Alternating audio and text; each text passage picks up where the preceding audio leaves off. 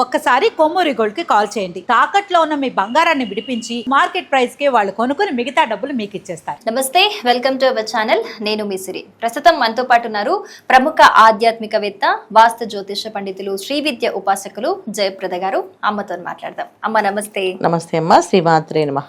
అమ్మ, ఇప్పుడు August 9th Kamika Ekadashi రాబోతోంది. ఏకాదశి రోజు మామూలుగా అయితే ఏ ఏకాదశి అయినా విష్ణుమూర్తిని పూజిస్తూ ఉంటారు, మనందరికీ తెలిసిందే. దాంట్లో ప్రత్యేకంగా తొలేకాదశిన ఖచ్చితంగా గుడికి వెళ్ళడము, కొన్ని పరిహారాలు చేసుకోవడం చేస్తూ ఉంటారు. అసలు ఈ కామిక ఆషాఢ మాసంలో వచ్చిన ఈ కామిక ఏకాదశి యొక్క విశిష్టత ఏంటి? ఈ రోజు ఏమేం చేస్తే శుభ ఫలితాలు వస్తాయి అంటారు? తప్పకుండా. ఏకాదశి అనేది మనకి జీవితంలో ప్రతి మాసంలో 2 వస్తాయి ఏకాదశులు. 2 ఏకాదశుల్ని పాటించడం వల్ల ముందు శరీరం ఆరోగ్యంగా ఉంటుంది. ఇప్పుడు మనం చూస్తున్న అన్ని విషయాల్లో ఆరోగ్య సమస్యలు అందరికి వస్తున్నాయి. చిన్న చిన్న పిల్లలకున్న అనారోగ్య సమస్యలు వస్తున్నాయి, ఎందుకంటే ఫుడ్ హ్యాబిట్స్ వల్ల వచ్చే ప్రాబ్లమ్స్. సో ఈ ఏకాదశి ఏంటంటే మనలో ఉన్న కోరికని, కామాన్ని, అంటే కామిక ఏకాదశి అని అంటే ఏంటంటే ఒక్కొక్క ఏకాదశికి ఒక్కొక్క పేరు ఉంది. అలాగే ఒక పేరు ఇది. అయితే ఏకాదశి చేయాల్సిన నియమ, వ్రతం అన్నీ ఒకటే. ఏం చేయాలి ఆ రోజు అంటే చక్కగా ఉపవాస దీక్ష ఉండాలి ఆ రోజు. శరీరానికి ఉపవాస దీక్ష ఆ రోజు శరీరాన్ని లంకనం అంటామన్నమాట. లంకనం అంటే ఏ నీళ్ళు కూడా పెట్టకుండా వదిలేయడం శరీరాన్ని. అలా వదిలితే ఆ శరీరం ఉన్న అవయవాలు తను రిపేర్ చేసుకుంటాయి. సో మనకి సృష్టించిన భగవంతుడు ఏం చేశారంటే శరీర ధర్మం సరి చేసుకోవడానికి మొత్తం లోపల పెట్టాడు. ఈ లోపల పెట్టినప్పుడు ఏమవుతుందంటే మనం ఉపవాస దీక్ష ఉండడం వల్ల ఏమవుతుంది అంటే ఆ శరీరంలో ఆహారం వెళ్ళకపోతే లోపల ఉన్న మిషన్స్ అన్ని పనిచేస్తాయి. ముఖ్యంగా తెలుసుకోవాల్సిన విషయం అది. ఉపవాసాలు దీక్షలు ఎందుకు పెట్టామంటే అది చెప్తే కనుక మనం తినకుండా ఉంటాం కదా అని చెప్పి పెట్టారు. ప్రతిరోజు నియమాలు, ఆచారాలు ఏంటంటే, మన ఆచార వ్యవహారాలు ఏంటంటే పొద్దున్నే లేవగానే తలస్నానం చేసుకోవడం, సూర్య నమస్కారం చేయడము, ఆ రోజు విష్ణు సహస్రనామం పారాయణ చేయడం. ఇది ప్రతిరోజు చేయాల్సిందే. ఎవరైతే ప్రతిరోజు ఇవి చేస్తారో వాడి ఇంట్లో ఆరోగ్యం ఉంటుంది. ఆరోగ్యం ఉంటే ఐశ్వర్యం అని ఉంటుంది. ఎందుకంటే మనం ఆరోగ్యంగా ఉండి పనులు చేయగలిగాం అనుకో, మన మనసు బాగా పనిచేస్తుంది, మన బుర్ర బాగా పనిచేస్తుంది, అప్పుడు ఏ పనైనా చేయగలుగుతాం. అందుకని ఈ నియమాలన్నీ పెట్టింది. సో ఏకాదశి రోజైనా ఖచ్చితంగా ఉంటారని ఆ రోజు విష్ణు సహస్రనామం చదవమని చెప్తాను. ప్రతిరోజు చదవాల్సిన విష్ణు సహస్రనామాన్ని కనీసం ఏకాదశి రోజైనా చదవండి అని చెప్పి ఆ రోజు విష్ణు సహస్రనామ పారాయణ చేసుకోవడము.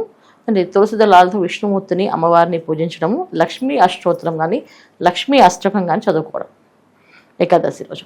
ఆ రోజంతా ఆహారం తీసుకోకుండా ఉపవాస దీక్షను ఉండడం. ఈ ఉపవాస దీక్ష అనేది ఏంటంటే చాలా మంది రకరకాలుగా మాకు ఆరోగ్యం, మాకు షుగర్ ఉంది, ఏమీ అవదు. 36 గంటలు మన శరీరం బతుకుంటుంది ఏం తినకుండా 36 గంటలు. ఇది డాక్టర్స్ సైన్స్ ప్రకారం చెప్పింది. 36 గంటలు నిలబడి ఉంటుంది. అయితే ఈ షుగర్ కంట్రోల్ అవ్వడం, డౌన్ అవ్వడం, ఇవన్నీ మన మానసిక స్థితి. ఇప్పుడు మనం చూడండి, ఎక్కడైనా వేరే ప్లేస్లకు వెళ్తున్నాం, అక్కడ చాలా దూరం నడవాల్సి వస్తుంది, ఆహారం దొరకదు టైంకి. నడుస్తారు కదా వాళ్ళు, అది తిరుమల వెళ్తాం, 7 గంటలు 8 గంటలు నడుస్తాం, మధ్యలో తినడానికి ఏమి ఉండవు. ఏంటి తినాలనుకున్నా ఏవో మామిడికాయ మొక్కలు పంపుతారు, అవి తినలేరు చాలా మంది పెద్దవాళ్ళు. మరి వాళ్ళు ఎలా నడుస్తారు? ఇక్కడ ఏంటంటే మన శరీరాన్ని ఒక నామానికి జత చేసాం అనుకోండి, ఆ జత ఏం చేస్తే అది ఆహారంగా మారుతుంది. ఇక్కడ నామమే ఆహారంగా మారుతుంది.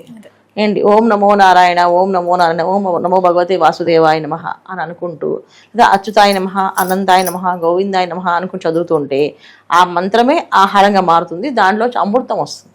ఆ మంత్రంలోంచి ఆ అమృతం మన శరీరాన్ని శుద్ధి చేస్తుంది. ఈ నామాన్ని జపం చేసుకోవాలి ఎక్కువగా.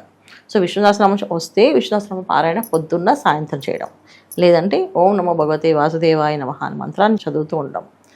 ఏంటి ఏకాదశి అంతా ఉపవాసం ఉంటే ద్వాదశి గడి చాలా ముఖ్యం. ఇక్కడ ద్వాదశి గడి రోజున మళ్ళీ విష్ణు సహస్రనామం పారాయణ చేసి ఏంటి తులసి దళాలతో స్వామివారి అర్చన చేసి అక్కడ ప్రసాదం తీసుకోవాలి. అంటే భోజనం ఆయన నైవేద్యం పెట్టి ఆ ఆహారం మనం తీసుకోవాలి. ఈ విధంగా చేస్తే ఏకాదశి ఫలితం వస్తుంది. ఏకాదశి రోజున ఆహారం తీసుకుంటే పాపం పెరుగుతుంది మనకి. ఎందుకంటే ఆ ఏకాదశికి కథే ఉంది అండి. ఆ ఒక రాక్షసుడు అన్నంలో ఉంటాడు, ఆ రోజు ఆహారం తీసుకోకూడదు, అందుకే నవధాన్యాలు తీసుకోకుండా అందరూ ఉపవాస దీక్షగా ఉంటారు. అన్నం ముట్టుకుంటే ఆ రాక్షసుడికి మళ్ళీ ఆయుధం పెరుగుతుంది. అందుకనే ఆ అన్నం ముట్టుకోకుండా, ఆ మెతుకుని ముట్టుకోకుండా ఉంటారు ఆ రోజు ఏకాదశి రోజున. ఎవరైతే పాటిస్తారో కలియుగంలో ఆ రాక్షసు మళ్ళీ రాడు. అందుకని చేయమని చెప్తారు. ఇది మన పురాణాల్లో ఉన్నది. సైంటిఫిక్గా ఆయుర్వేదంలో చెప్పేది ఏంటంటే డాక్టర్స్ నాడీ వ్యవస్థ అంతా కూడా పౌర్ణమి వెళ్ళిన తర్వాత వచ్చే గడియలు ఏవైతే ఉన్నాయో అమావాస్య గడియలు దగ్గర పడిన ఏకాదశి ఏంటంటే కంప్లీట్గా శరీరానికి కావలసిన కాస్తంత శుద్ధి కావాలి. అంటే ఆ రోజు ఏ ఆహారాన్ని లోపల వేయకూడదు. అది ఏకాదశి రోజు ఉండమని చెప్తారు. ఏకాదశి రోజు చేస్తే శరీరం అంతా ఒకే జాగృతిలో పనిచేస్తుందంట, యాక్టివేషన్ అవుతుంది. అంటే ఇప్పుడు మనం చూడండి, ఒక 24 అవర్స్ నిద్రపోయాం, నెక్స్ట్ మిగతా 24 అవర్స్ ఎలా ఉంటాం మనం? చాలా హెల్దీగా ఉంటాం. 8 అవర్స్ పడుకుని ఇవాళ రోజున అందరూ జనాలు 2 అవర్స్ 3 అవర్స్ పడుకుంటున్నారు, కనీసం 4-5 అవర్స్ పడుకునే అవకాశం ఉండట్లేదు. ఒకవేళ ఎప్పుడు పడుకుంటున్నారు? శరీరం అలసిపోతే అలసటతో వాళ్ళు నిద్రపోతున్నారు లేజీగా. అది కాదు ఉంటుంది. మీరు మంచమే పడుకుంటే 8 గంటలు నిద్రపోతున్నారా? అప్పుడు ఆరోగ్యం ఉన్నట్టు. లేదు నేను నిద్రపోలేకపోతున్నాను, ఒకవేళ పడుకుంటే అర్ధరాత్రి ఎప్పుడో నిద్ర వస్తుంది, పొద్దున్న ఎప్పుడో మెలకు వస్తుంది అంటే అది ఆరోగ్యంగా లెక్క కాదు. మన నిద్ర సమయం ఏంటంటే సాయంకాలం 7 గంటల నుంచి రాత్రి 10-11 నుంచి మంచి గాఢ నిద్రలోకి వెళ్ళాలి. గాఢ నిద్రలోకి వెళ్ళాలి. 11ంటికి మనం గాఢ నిద్రలో ఉండాలి. 11 to 3 ఇది మనకి సైన్స్ చెప్తుంది. 11 to 3 గాఢ నిద్రలో ఉంటే మన లివర్ ఫంక్షనింగ్ బాగుంటుందంట, కిడ్నీ ఫంక్షనింగ్ బాగుంటుంది. ఈ ఫంక్షనింగ్ బాగుండాలి అంటే ఏం చేయాలంటే పొద్దున్నే నామాన్ని జపం చేస్తేనే ఆ అలసట వస్తుంది మనకి. ఫోన్లు చూస్తూ గేమ్స్ ఆడుతూ చూసిన వాళ్ళకి నిద్ర పట్టదు, దానివల్ల ఆరోగ్య సమస్యలు వస్తాయి. సో ఏకాదశి రోజు నామాన్ని ఆచరణ చేసుకోవడం, ఉపవాస దీక్ష ఉండడం, ఉండగలిగిన వాళ్ళు ఉపవాస దీక్ష ఉండడమే మంచిది. ఉండలేమన్న వాళ్ళకి వాళ్ళు ఇష్టం, వాళ్ళు నచ్చినట్టు వాళ్ళు చేసుకోవచ్చు. కానీ నామాన్ని మాత్రం కంటిన్యూగా జపం చేయాలి, చాంటింగ్ లాగా. ఓం నమో నారాయణ, ఓం నమో భగవతి వాసుదేవాయ నమః, అచ్యుతాయ నమః, అనంతాయ నమః, గోవిందాయ నమః అనే మంత్రాలు మాత్రం ఖచ్చితంగా అనుకుంటూ వెళ్ళాలి. అది చాలా విశేషమైన ఫలితాన్ని ఇస్తుంది.